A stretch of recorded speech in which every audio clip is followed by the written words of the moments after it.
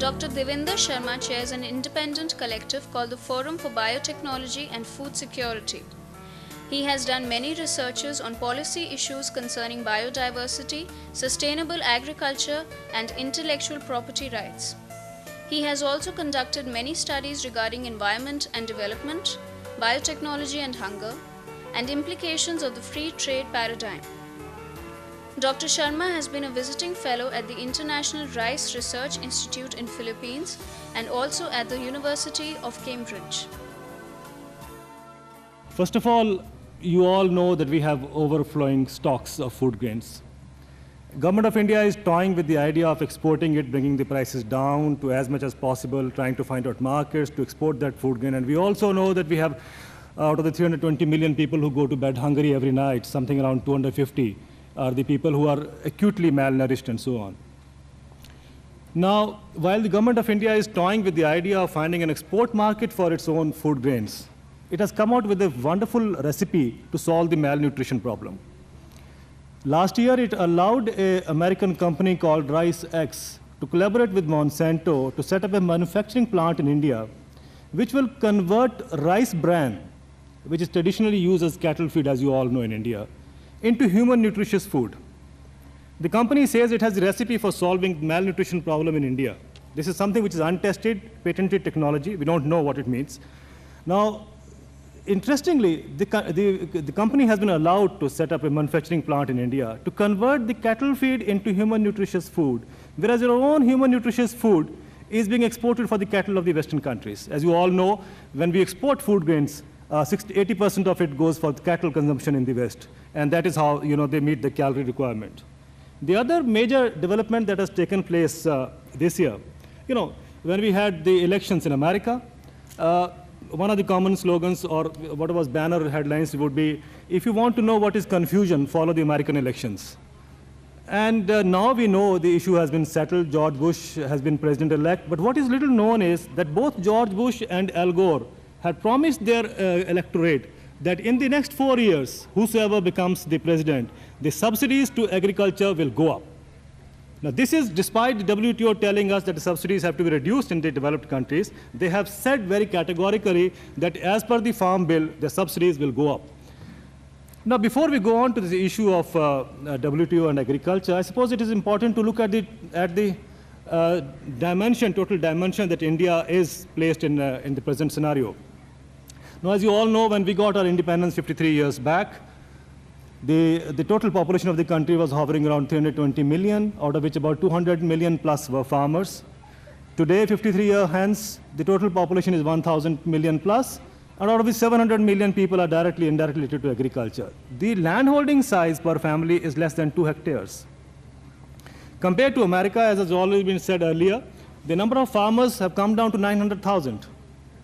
The landholding size, average landholding size is 200 hectares. In fact, in the present census that America is conducting, they have decided not to count the number of farmers because farmers have come to such a pathetically low number that they don't need to count the number of farmers. So a farmer as a community now vanishes in America. Agriculture has been taken over by the industry in America. And then because of the biotechnology interest and so on, and then you know how the industry sways the elections also, the political scenario, there is a focus on the so-called precision farming and efficient farming be the answer for global food security. Now, under this scenario, we have to see where our farmers are placed. As I was mentioned earlier, in the last 2 years, in America, a subsidy of $22 billion has been given to its farmers. Now, this is when the GATT is discussing the subsidy reduction. $22 billion in terms of rupees would be about 90,000 crore rupees. That's the quantum of subsidies that have gone to farmers in the US, and much of it is direct subsidy. Now, in the OECD countries, as already been said, the subsidy quantum is $360 billion US, which is about 16.20 lakh crore of rupees. Now, that is the amount of subsidies that we are confronted with. Now, in India, the subsidy amount is just $1 billion for its 550 million farmers. And then we are being told we can still raise the subsidy level. In reality, we know that we are also under structural adjustment program of the World Bank, which tells us that we have to do away with agriculture subsidies. So when the government of India goes to the WTO, it says a different answer, presents a different picture. But when it goes to World Bank, it says we are reducing the subsidies. And you all know agriculture subsidies have to be reduced over the few years. Now, this is the situation that we are presently placed in. We are also surplus in food grains and so on. Now, the problem is what happens when we go into the next round? What will happen when we say we need to go in for food security box and so forth? You know, yesterday we had the British Foreign Secretary coming to India, Stephen Breyer, and I remember having met him in London recently. And I told him, I said, do you support the food security concept? He said, yes, we support food security. But our presumption is that food security can be answered by trade. Now, that is a definition which UK is giving, and that is a definition which US gives. Now, we have to be very clear when we talk of food security box. Is it the food security box that the West is going to support? And in any case, if you know the negotiations, how the negotiation proceeds in the WTO round, there is no such concept of democracy there. It is all by consensus, and consensus is another name of dictatorship. And this is what has happened. The last consensus, one country, one vote, was in 1956. And that tells you that the WTO forum is not a democratic forum. It is being swayed by political and economic interest. And we have to understand that politics to see how we are placed in a box where it's difficult for us to get out. Now, we have talked enough about agriculture, and my previous two speakers have already elaborated on it. There is another aspect which is related to agriculture is the issue of intellectual property rights. Now, Dr. Ismail Sarageldin, in all his presentations, always talks about scientific apartheid. And I think this is something which we need to understand. And I have been hearing him for quite long, and he has been saying very categorically that if we were to have process and product patents in agriculture, it will be scientific apartheid against third world. Now, this is a statement which carries a lot of weight, and we need to understand what he means. You know, after all, ours is one of the mega diversity areas in the world. And why there is a scramble and focus on collecting as much as possible from our countries and drawing intellectual property rights on it is very well known. But somehow down the line, when all this was being negotiated in India or WTO, it was the scientific community of India which did not, and I repeat, did not rise to the occasion to really understand the implications. The result is you left the field for economists to take over. And once the economists took over, they did the mistakes. Now, unfortunately, the scientific communities, the scientific academies had done their homework to analyze the implications, things would have been much different today. Because after all, you understand what is IPR. You understand how its implication would be on agriculture, all your research that you are doing. One of the biggest research infrastructures in India. But what will happen when we have the biotechnology patents, for instance, coming into effect? Has anybody analyzed that impact? Whether you will be able to, allowed to carry on research or not. Now, it is easier to say these are fears, and so there's no truth in it. But if you look at when 7 or 10 years, people like me have been warning the country that we are going to be in a terrible trap if we sign these agreements. We were told your fears are not going to be true. But look at today, the country is up in arms today. Every round and nook down the corner, you will find farmers protesting because there are cheaper imports coming. If you look at Times of India today, you look at the chicken legs that are being imported into India. Interestingly, the chicken legs that come into India, as you all know, the US, they look for chicken breast. In US, off the shelf, you get chicken breast for 49 cents per pound. In India, they export chicken legs for 10 cents a pound. And look at the quantum of subsidies that must have gone into all these things to export to us. And so, therefore, it is time that we sit and realize what's going to happen, because the immediate threat is not what this agreement is going to decide now. Because, as has already been said, April 1, 2001, this year, the quantitative restrictions have to be done away with. Now, once you do away with, you can go on saying that the subsidies of the Western countries have to be substantially reduced. It might take 50 years.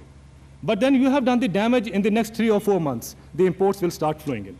Once the import starts flowing in, I do not know what will be the implication. It will be for a political leadership to decide what will be the stand of India on that matter. But the fact of the matter is, whether it is research, whether it is the food and agriculture, the threat is to our India's food security. After all, what is really paining the world today is that some countries are self-sufficient. And they have been saying very categorically at every kind of conference that some countries are misusing the concept of self-sufficiency. I don't know which countries they are referring to, but I suppose if it is India, it is very clear that a country like India definitely needs to be food self-secure and food self-sufficiency. But then why blame the Western countries? You have to look into us, our own self. We allowed our blue revolution to be destroyed by shrimp culture. So one of our stock, or let's say the important pigments of green revolution or the entire revolution process in food was blue revolution. We allowed it to be destroyed. Then came the issue of yellow revolution. We all know the oilseed revolution.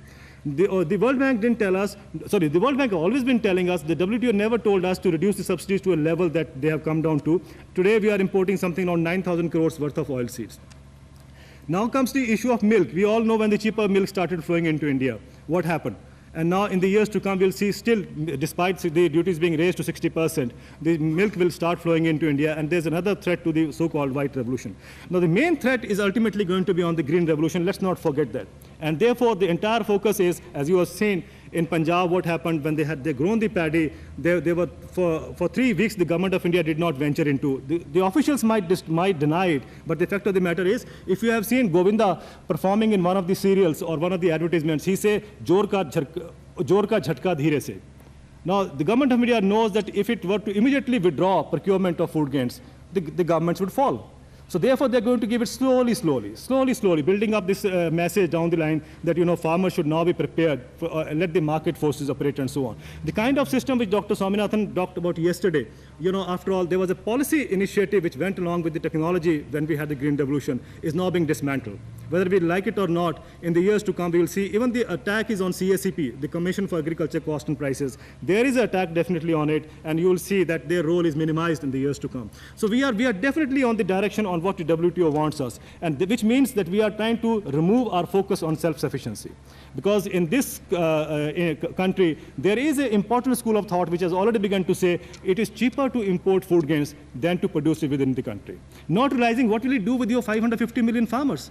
If we had the employment opportunities for them, we would definitely like to employ them. But the fact of the matter is we have no choice. So we have to ensure that agriculture becomes a remunerative profession, and for which we'll have to try all, even if there's a WTO pressure or no WTO pressure. So my submission before you is, as scientists, it is time to react, to understand, and to draw out implications, and to advise the government whether they are taking the right step or not. The academies have a responsibility, the universities have a responsibility, and we as scientific community have a responsibility towards the nation. We cannot say it's a job which has to be performed by bureaucrats and economists. It is your job, and I think it's timely, it's a very crucial stage that we need to really focus and put our heads together. Otherwise, we are back to the days when we were into what was called ship-to-mouth existence. Thank you.